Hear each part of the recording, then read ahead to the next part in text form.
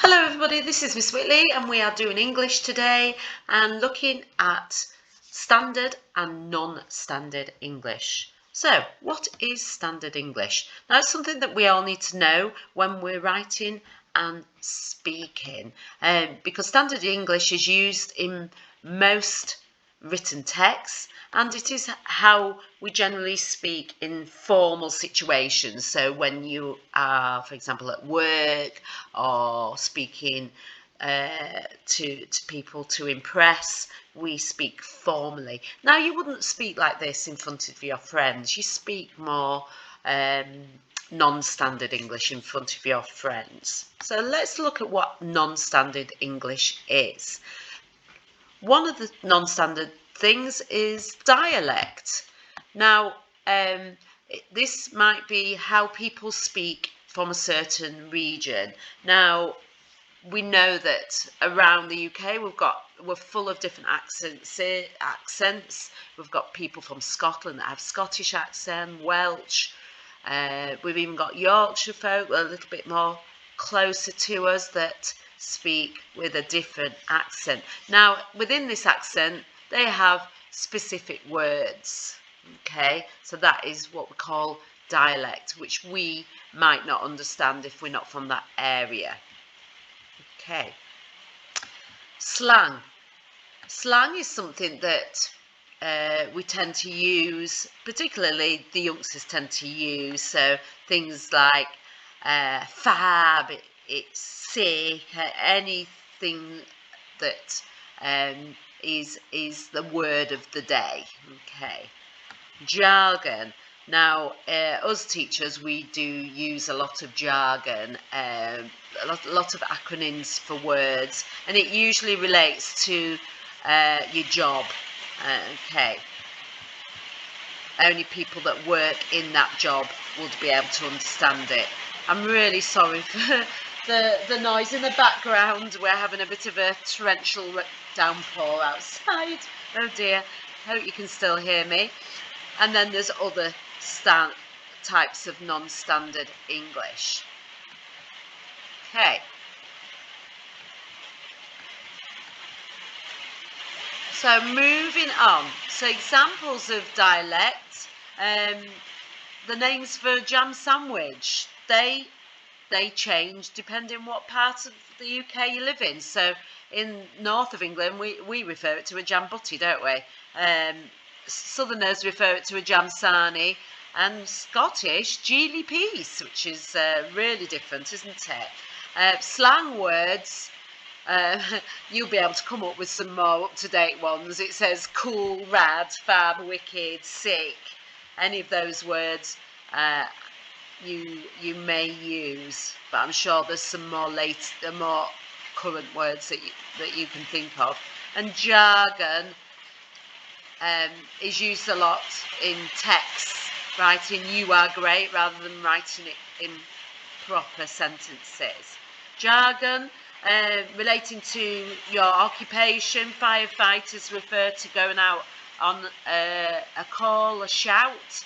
Filmmakers call it a rap. That's a rap. And newspaper workers, which I didn't know, was called a masthead. Okay. And then colloquial words from the region,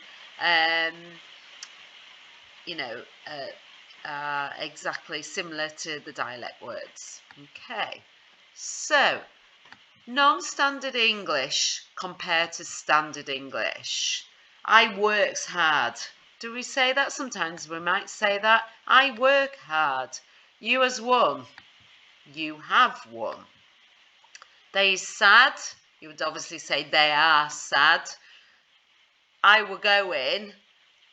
You wouldn't say I were going. You say I was going. We was there. We were there. So can you tell the difference from non-standard, possibly how sometimes we speak when we're speaking to our friends, compared to standard English? The class work hard. The class works hard. Okay. And watch out for some of these past tense mistakes that we see. I seen you is obviously I saw you. or I have seen you. Or she'd done it. The standard English, she did it, or she has done it. It's broke, it broke, or it's broken, and it come yesterday. Sometimes I wanted to correct that, didn't I? It came yesterday. And oh, this is used an awful lot. Double negatives are not standard English, and I know we use this an awful lot. You don't know nothing. Now, can you see the writing in red? Don't and nothing are what we call negatives, and you shouldn't use two negative words in a sentence because it actually means the opposite. So you don't know nothing, you should say you don't know anything, or you know nothing. So there's only one negative in there. Don't, okay, or nothing, okay. She never saw nobody. She didn't see anybody. So never, nobody are two negatives. You shouldn't put that in a sentence. Didn't is a negative, but anybody, or she saw nobody. I'm not helping no more should really be I'm not helping anymore, or I'm helping no longer. So we've only got one negative per sentence, not compared to the non-standard where we've got not and no. Okay. I ain't got none. Again, two negatives. I haven't got any. I have none. Okay. You're not going nowhere.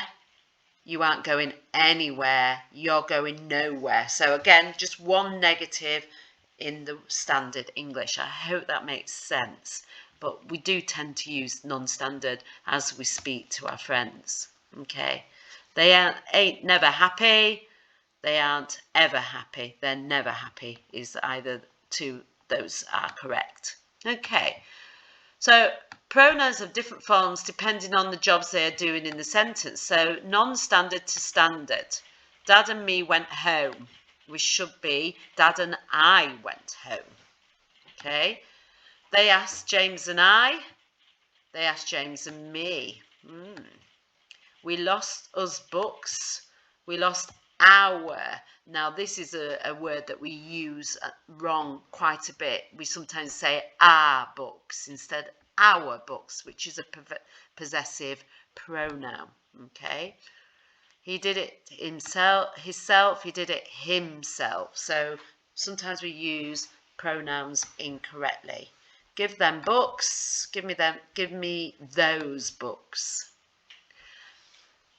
Okay, adjectives should not be used as adverbs.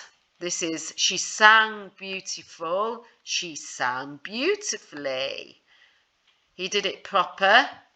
He did it properly. So notice the adverbs, most of these have got LYs on the end of it, hasn't it?